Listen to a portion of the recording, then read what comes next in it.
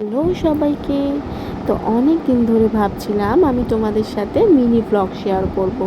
But কিভাবে আমি video upload করব, কোথায় ফোন আমি সেট আপ করবো, কে আমায় ধরে দেবে, এটাই হয়ে গেছিলো বড় প্রবলেম। তাই একদিন ফ্লিপকার্টে সোজা চলে গেলাম, দিয়ে ঘেটে ঘুটে একটা সস্তায় পুষ্টিকর জিনিস খুঁজে পেয়েছি। সেটা হচ্ছে এই ট্রিপডটা। এটা সেলফি স্টিকও করা যায়, আবার ট্রিপড হিসেবেও তুমি ইউজ করতে পারো। তো আপাতত আমি ট্রিপড হিসেবেই ইউজ করব, সেলফি স্টিকের দরকার নেই। আমার একটা আলাদা সেলফি স্টিক আছে, যেটা আমি পুরীতে ঘুরতে গিয়ে কিনেছিলাম।